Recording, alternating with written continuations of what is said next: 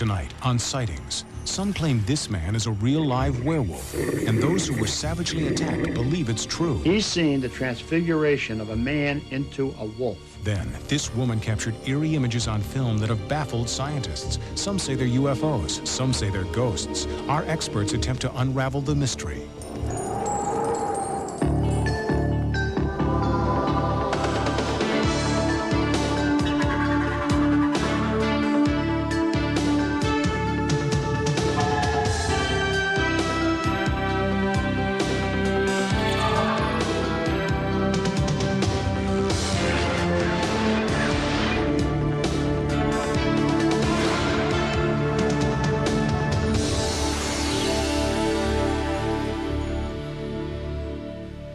Welcome to Sightings. I'm Tim White.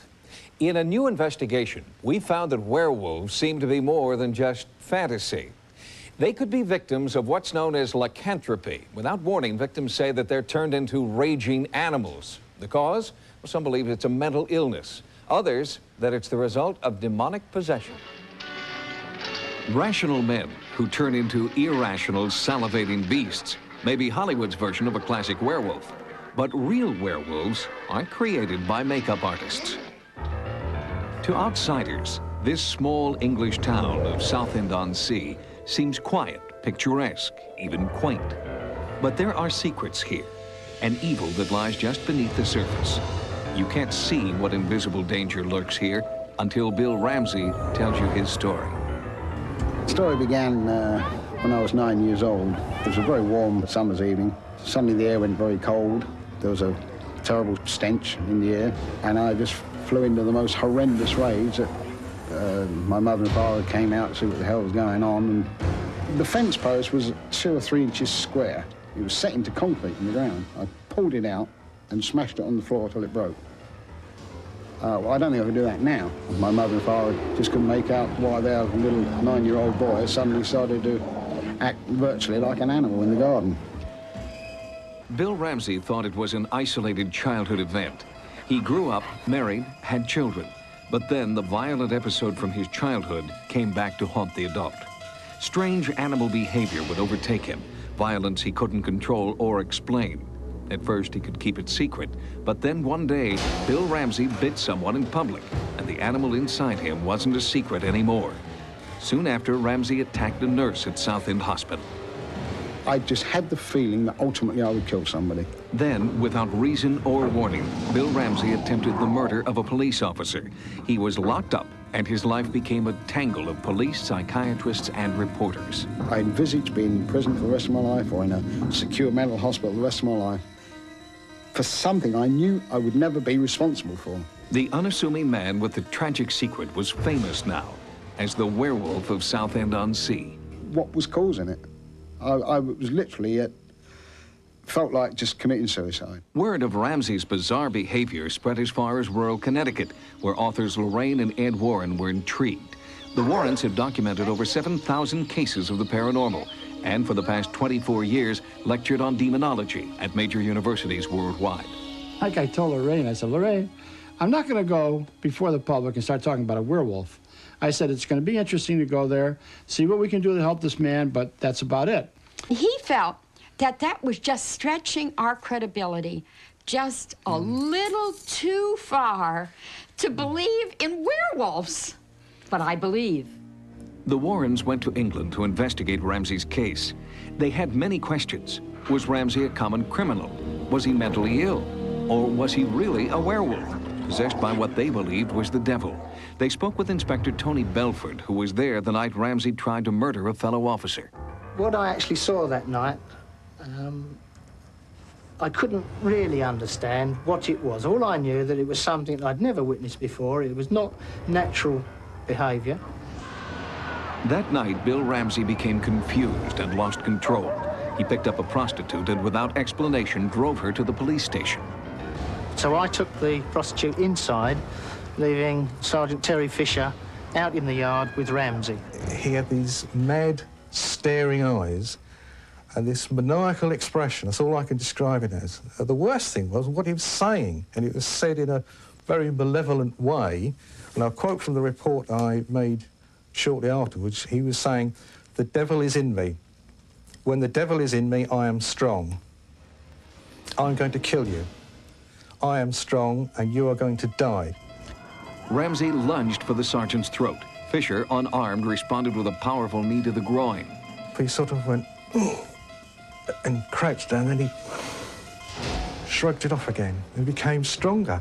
And when I came out into the yard, I saw Terry Fisher on the floor, just over in this location, with Bill Ramsey sitting on top of him with his hands around his throat. Then there were bobbies that came to their sergeant's aid, and he threw them off, in their words, like they were matchsticks. A little voice back here said, "Terence, you've come unstuck this time." And when you see the size of this ex-police officer, you'll say to yourself, what scared him so much? Why this one experience?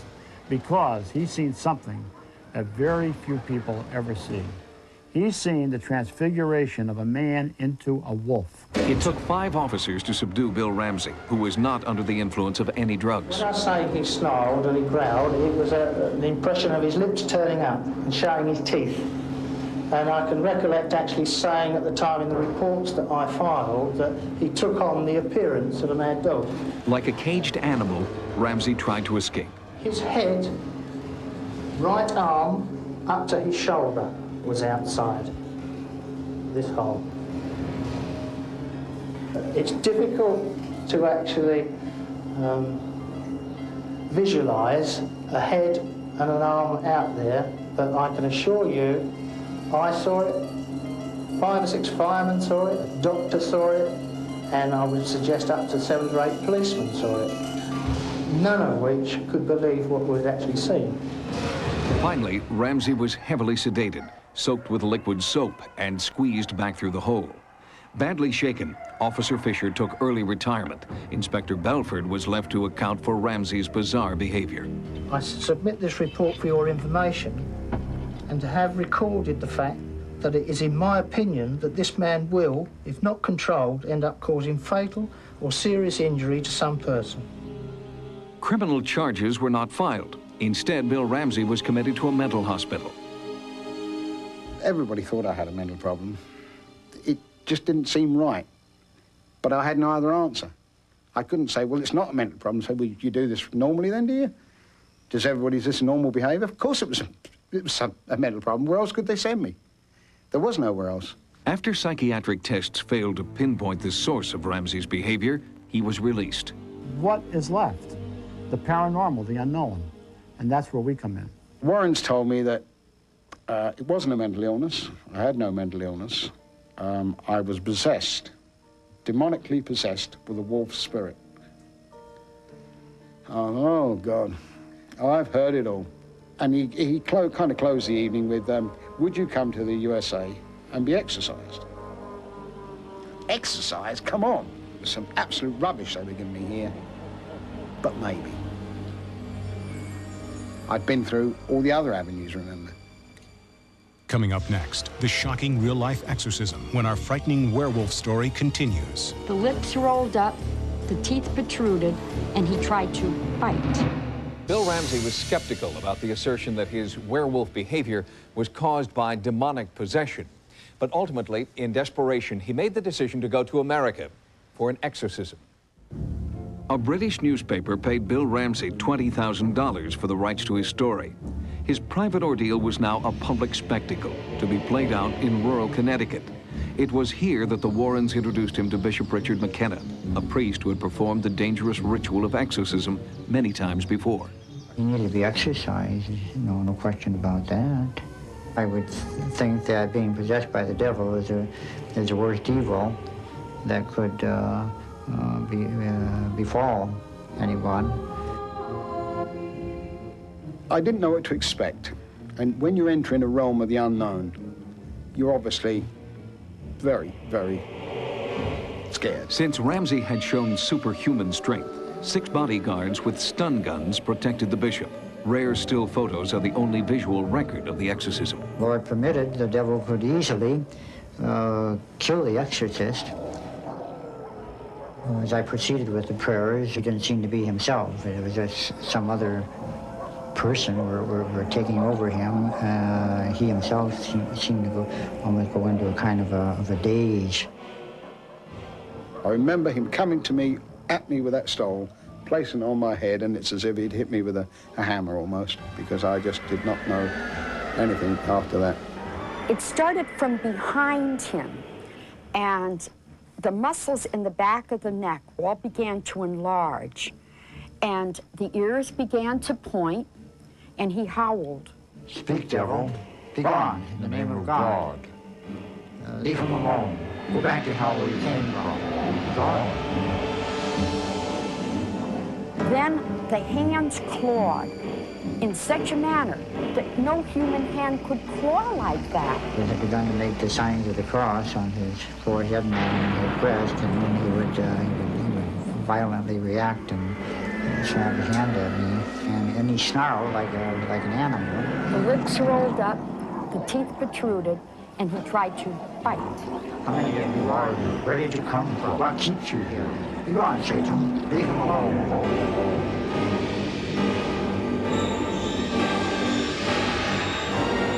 When the devil did leave him, he came to himself. As I came out the exorcism, you feel that you're a new person. The man was freed. The man was freed. I felt I wanted to kiss him, kiss Bishop McKenna, because what he'd done. I believe that I was ultimately possessed by the devil, yeah. Was Bill Ramsey mentally ill or the victim of demonic possession? No one knows for sure, but one thing is clear.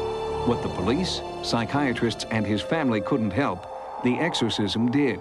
Ramsey returned home to England, and in the 3 years since his exorcism, Bill Ramsey has not had a single violent episode. Coming up next, this woman captured eerie images on film that have baffled scientists. Some say they're UFOs, some say they're ghosts. Our experts attempt to unravel the mystery. Almost every time Massachusetts housewife Stella Lansing takes a picture, she gets unexplained images on her film.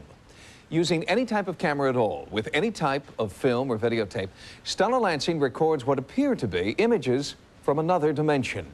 We've all had strange things show up on our pictures. Glitches, scratches, strange patterns of light and shadow. Weird images are bound to show up every once in a while, but researchers in the field of paranormal photography believe some of these photos are actually a window to the supernatural. For 30 years, Stella Lansing has captured bizarre anomalies on film and videotape. Nearly every single time she takes a picture or shoots home movies, strange images appear. Here, a severed arm mysteriously floating in front of this woman's head. Strange facial lesions mark her own self-portrait. A mysterious monk appeared while she was taping a television special about Queen Elizabeth. There's a series of unique clock-like images that defy cinema and time logic, and were unheard of in the field of paranormal photography, until now. I probably didn't realize that it was any kind of a gift or anything in the beginning. I was just trying to get proof of what I was seeing. I tried with every kind of camera I had, and as this went along, I asked someone if only I had a movie camera, and they let me borrow theirs, and that's when I started to get my very first nighttime sighting. There is usually a rational and mechanical explanation for what produced a given image on the film, as opposed to a supernatural answer. The idea that Stella was experiencing more than just mechanical failure first occurred to her while shooting these high-tension wires near her home in Massachusetts. Suddenly, this burst of light came off of the knoll where I was just facing there and shot up. It seemed like in that direction, toward the moon, in the direction of the moon, south, southwest. And as it did, all these multicolored lights were flashing, and that's when I got this object that looks like arms sticking out. A frame-by-frame analysis of Stella's Super 8 film reveals these astonishing images. A group of 4 men, which photo experts have named the occupants. In the 20 years since this Super 8 image was captured, photo analysts have debated its authenticity. I took the footage of the occupants to the Brooks Institute, the prestigious photography study center in Santa Barbara, California. What could affect a photographic negative like that? A stray light entering from a small hole near the camera lens, possibly some kind of after effect when the film was taken out of the camera, some kind of a very fine, hard, and short light strike that produced those patterns. 8mm motion pictures is so small, frame by frame, that it's virtually impossible to fake them without a sophisticated laboratory and animators. You'd have to run a Walt Disney studio to do it. A person like Stella Lansing could not do it. Even more mysterious than Stella's Super 8 image of the occupants is what happens when the film is transferred to videotape. Then, unidentified voices suddenly appear.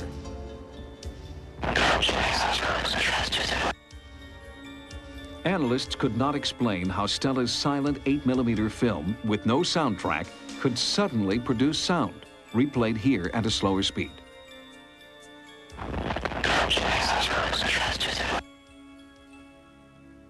With no technical knowledge of photography herself, Stella searched for someone who could explain the images in her photos. Dr. Bertold Schwartz, noted psychiatrist and author, took her case and has been studying Stella Lansing for 21 years. When I first met Stella, I became more and more curious, because here is a human being that gets these things, the kind of things you read about in the paper, but is seldom documented as one would prefer. In fact, it was Stella's meticulous records that set her apart. For 30 years, she had kept detailed logs of all her photos and films. As one went over the notes that she had laboriously collected through the years, she'd write on the film boxes, she'd write on scraps of paper, she'd collect clippings, and you put it all together, the story seems to hang together. And we have to ask the question, how do we explain it? Questions and questions and questions, but then it becomes fascinating, a real mystery of the first order. Some of Stella's most bizarre images are referred to as the clock series, images captured on film that surround such things as airplanes and church steeples, appearing at night and during the day. Strangely, when the single lights of the clock formations are enlarged, they reveal spacecraft-like images. And even more astonishing, these so-called spacecraft extend beyond the edge of the film frame. It overlaps the frames. Indeed, the time-space barrier is smashed in some way by this housewife. Rand, the clockwork patterns on Stella's photographs, what do you make of them? I can find some rationale in calling them a mechanical problem in the camera. Some of the consistencies from frame to frame indicate that the exposure was produced not in the camera, but somewhere as a light leak entering the camera, or some other pattern. The pattern appears to be very similar, but not always the same. But Stella Lansing still got the clock-like formations when she used 6 different cameras, 2 different types of film, inside, outside, in daylight, and at night, in 5 different states. She even succeeded when her camera was switched for another at the last moment. So could Stella Lansing be somehow affecting her film subconsciously? To find out, Dr. Schwartz has subjected Stella to psychiatric evaluations and brainwave analyses. In 1971, Dr. Schwartz himself filmed this breakthrough field study. He and Stella journeyed from Springfield, Massachusetts to Munson Hill, to the power lines where Stella first photographed the occupants. Stella's saying, oh, they're going to come, they always do. And by golly, we see these 2 orange or reddish-orange globes. First there's 1, then there's 2, they're blinking, they seem to hop around. Aim my camera at it, I hope I'm capturing this, I don't know. What does this mean? This causes me to believe that either there's some type of mind projection, either she's somehow projecting these images onto the film from her imagination, from her own mind, or that another theory, which is certainly not provable, not by me anyway, is could things exist in another dimension, in a borderline way where they flicker in and out of our dimension. 21 years later, we accompanied Stella to Munson Hill, the site of her original photo expedition. We wanted to see if Stella would get the same paranormal images under our own controlled conditions. There's some kind of interaction here. Whatever it is, I don't know what it is, but for some reason, it's just like when I'm driving, I seem to know where to look. I mean, I don't have eyes in the back of my head, but I seem to know when to look somewhere, and I look like that, and there it is. Stella also took still photos of our sighting's producer and camera crew, and surprising results occurred at the Palmer Photo Lab, where Stella's film was developed.